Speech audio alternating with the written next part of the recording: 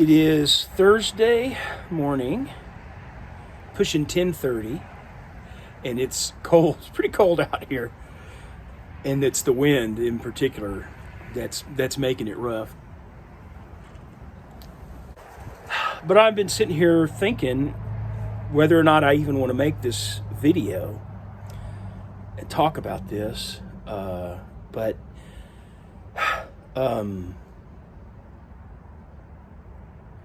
I can always do it and then just not ever post it. But I'm probably gonna just ramble. I'll definitely have to edit this to death, I'm sure. But I've been feeling, this week I've been kind of in a funk. I've had this feeling of melancholy, I guess, come and go for the last few days.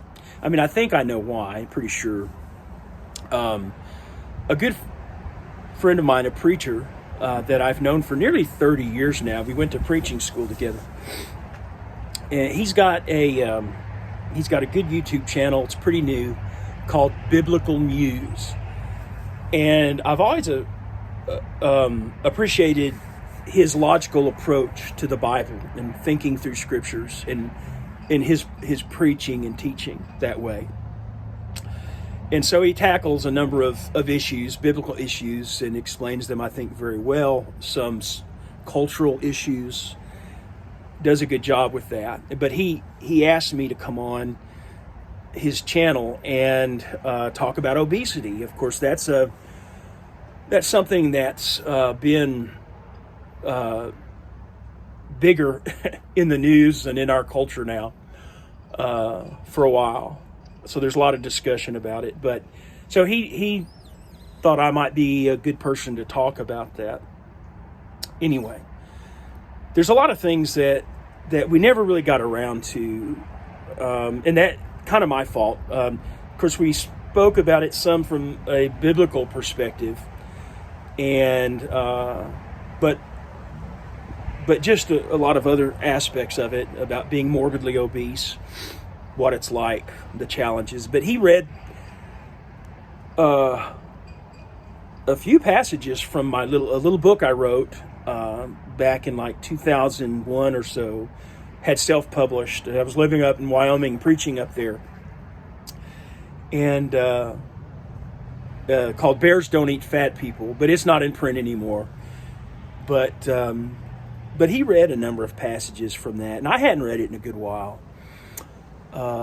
And he was very complimentary, but just that discussion and hearing him read, those particular passages and his comments, just got me to thinking about the past, my past, and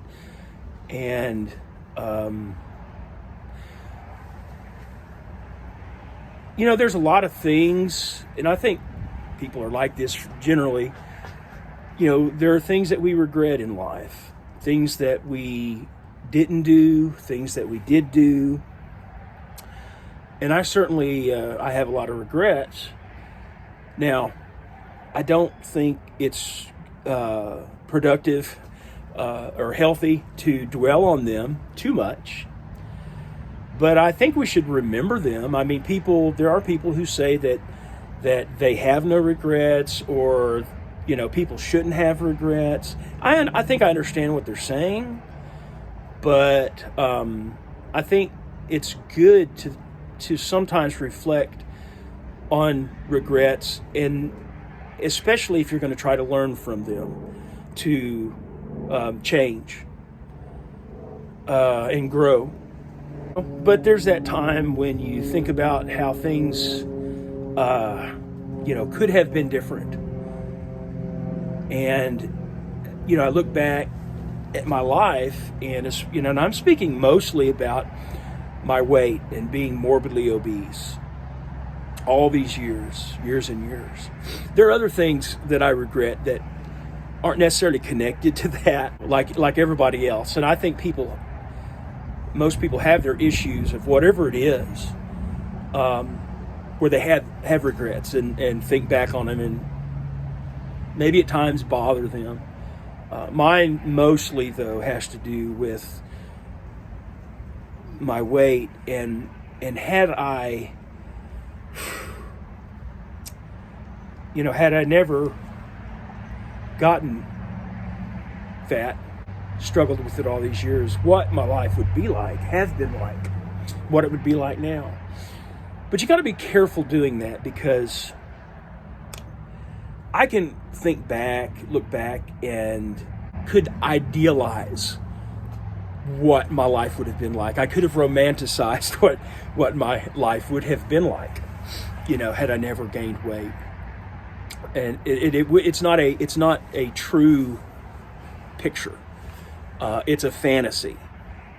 It would be a fantasy, and it would be different. There would be a lot of good things and positive things about it. I'm sure struggles and that I wouldn't have had, because I wouldn't have been fat and have these struggles. But it would have been different struggles. It would have been different things. There was a time that I wanted to get married. I wanted to have kids. And when I was a teenager, I knew that.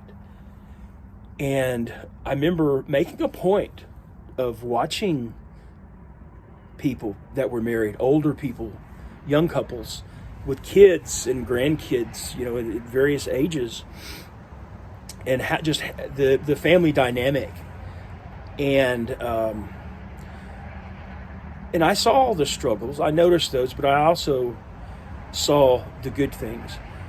There was a lot, when you look at somebody over the span of years with kids and teenagers and all that, there was a lot of frustration, a lot of disappointment at times, heartache. But there was also a lot of reward. Even in those same families, those same people, there were a lot of rewards, and and love. And so it was all, everything and everything in between. No family was perfect.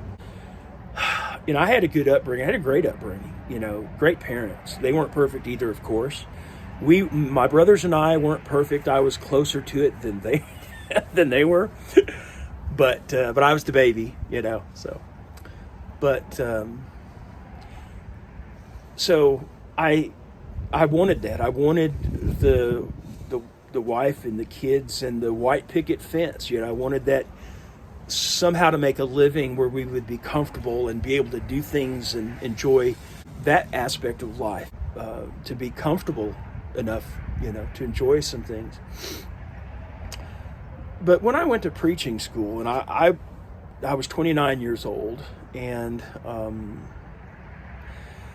I weighed the most I've ever weighed in my life. I weighed about 520 pounds. And so going through a couple of years of intense focus on the Bible, I came out of that. I didn't have the desire to have a family nearly as much. I knew I could be content without that. It wasn't that I was wanting to please God or thought that I had to be married and have kids to be able to please God, but I knew that I could accept it if it never happened. I had some contentment with that I could still live a fulfilling life without that. So I didn't just totally dismiss it, but it wasn't something I longed for quite as much, or nearly as much, really. And as I've gotten older, as a lot of things, I'm set in my ways now. I'm never going to have kids, but I don't think I'll ever get married. I would never just say absolutely not going to happen, but not looking for it anymore at my age and everything. But for me, a regret of ever gaining weight, but then never getting it all off, never finding what I need to to lose the weight and keep it off. And so it's like decade after decade, I just have this recurring regret. So it's not, so as far as my obesity, it's not like just looking back on life way back now and saying I regret that. And I can say that I regret, ever having gained the weight. I regret, like when I wrote my book, like in 2001, 2002, which is when I really did have a change of my mindset in a lot of ways that has benefited me.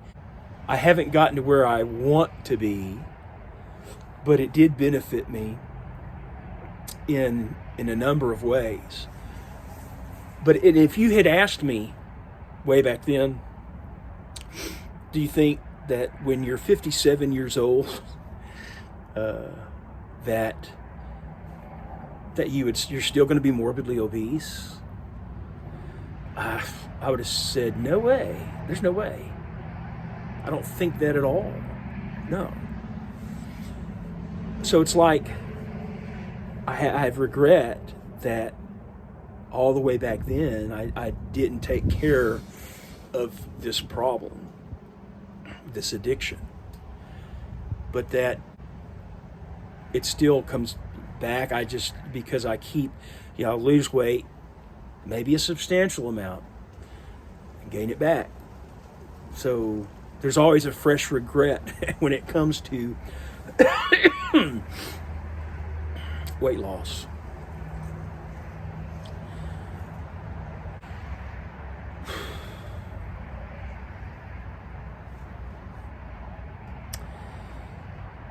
One of the tough things, other than the physical stuff, it's boggles the mind how whatever addiction you might have, especially if it's something that affects you in a real negative way physically, your health, is that why in the world do you keep doing it? Why don't you stick to it? Because you know what the outcome's going to be. Is that insanity when you know what the consequences are, but then you go back into it? And I know it's not just with eating, a lot of issues, but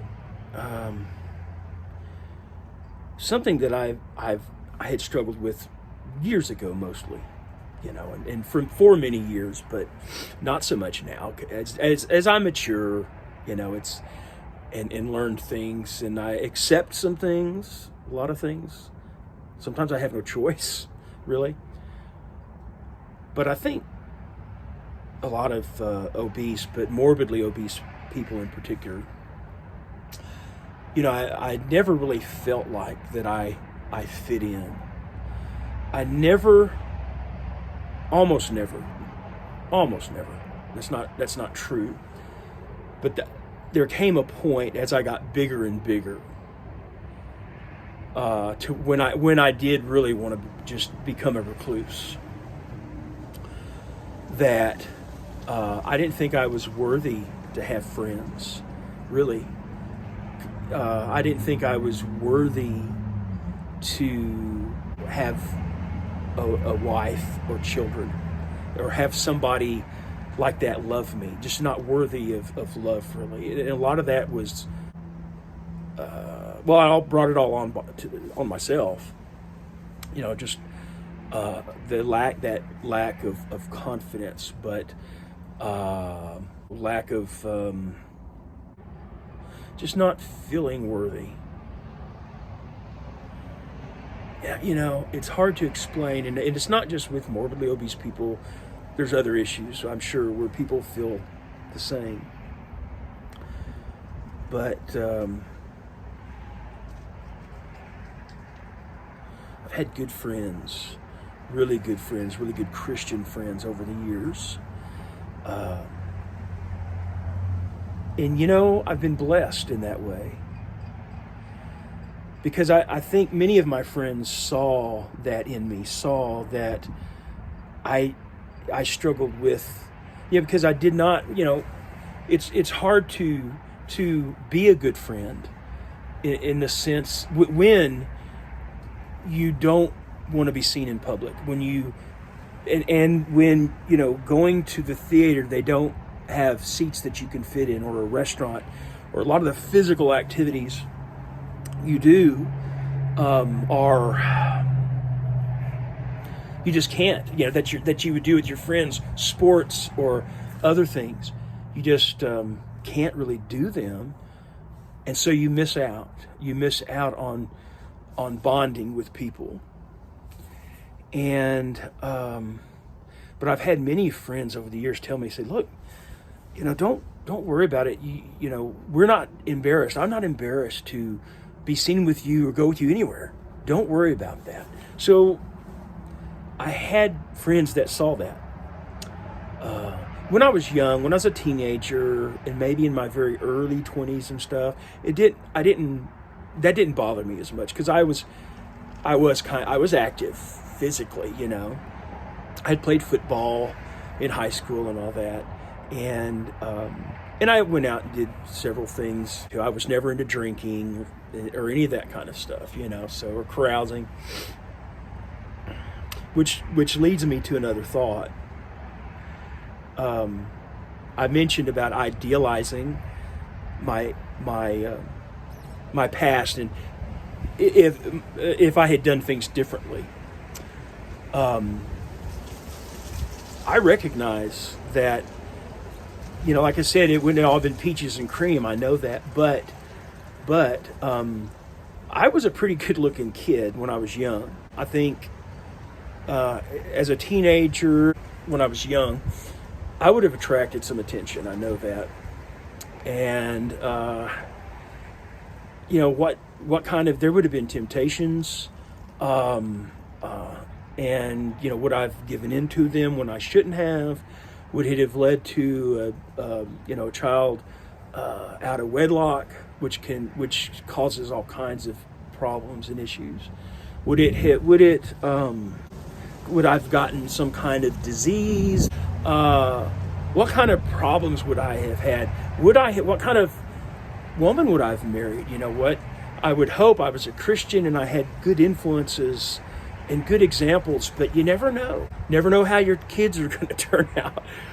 Exactly. So there's a lot of things I could have just messed up royally.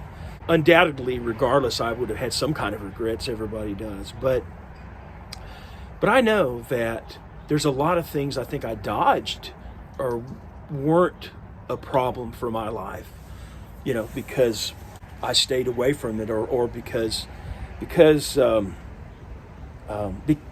how I felt about my weight, and just didn't do that, didn't go there.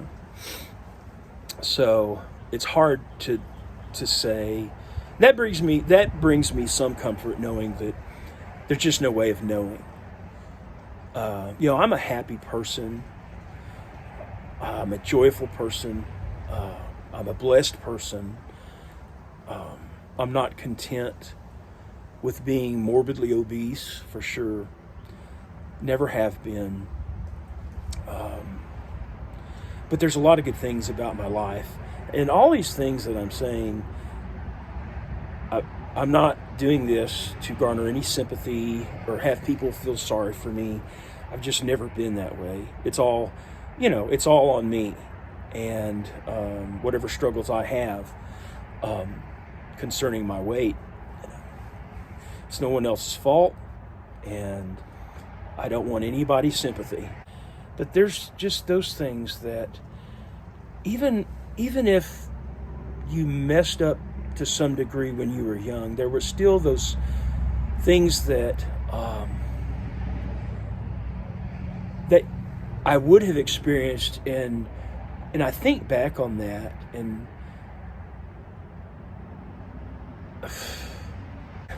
I've mentioned addiction a couple times. A friend of mine and a longtime subscriber, she sent this book to me recently, and I haven't had a chance to look at it much. I don't know this person. never heard of this book. I've never heard of this person. So I'm not like saying, hey, go get this book, or it's a good book, or I may disagree with most everything this person has written in here. I don't know. In the realm of hungry ghosts, close encounters with addiction. I like his, at least in this section of the book, in his definition, a long definition or description maybe of addiction. So he says this: addiction is any repeated behavior, substance related or not, in which a person feels compelled to persist regardless of its negative impact on his life and the lives of others. Addiction involves 1, compulsive engagement with the behavior, a preoccupation with it. 2, impaired control over the behavior. 3, persistence or relapse despite evidence of harm. And 4, dissatisfaction, irritability, or intense craving when the object, be it a drug, activity, or other goal, is not immediately available. And finally, compulsion, impaired control, persistence, irritability, relapse, and craving. These are the hallmarks of addiction, any addiction. And I think I agree with just about all of it. I've already mentioned about the persistence or relapse despite evidence of harm. But number 4, dissatisfaction, irritability, or intense craving when the object is not immediately available. And I've seen that in me. I've noticed it in me. And it's one of the reasons I've said I'm addicted to food. As a morbidly obese person in particular, there's been many times over the years that, when I go to a drive-through, I may hit 2, there's been times I'll hit like 3 to get whatever it is I want, whatever I'm craving or in my mind think I have to have. And it's really crazy. Or even if it's going into a grocery store or something. And it's really kind of crazy, because when for some reason I get there and there's like this humongous line at Whataburger in the drive-thru. I'm like, I don't want to wait this long. So I'll go to my plan B, or the next spot that I thought I might go to. And it might be the same situation. But I get mad. Or if I'm wanting to go into HEB, and let's say, so I've done this before, and it's like I have to park a mile away, or it's a day when I don't really feel like getting out and around people and being seen. I would get upset that there were a lot of people there and it was crowded. I just didn't want to fight the crowd, and I'd get mad. I mean, I would get upset. And then, I've been, even if, okay, well, Dollar General, I'll go to a small store. Fine, I'll find something there to feed my addiction, And then there'll be like I'll go, and in the parking lot, there'll be like people sitting in the vehicles, a couple maybe different vehicles. They're waiting for whoever's in the store to come out. And I don't want to get out. I don't feel like getting out and walking, the fat guy walking into the store. I don't want to be seen. I don't want them to ogle, is that the right term? And I get mad because something's stopping me. I'm, from going in or getting what I want. And I get mad about it. That's just a small example. There's other things, along those lines. But that's just addiction right there. That's just addiction. And when I say addiction, I don't mean impossible to quit. And he doesn't say that here either. I don't mean that it's impossible. It's just extremely difficult to stop whatever it is. But not impossible.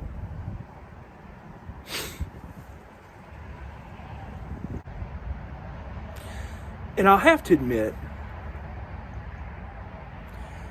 there are times when I get like this, a little bit melancholy, whatever.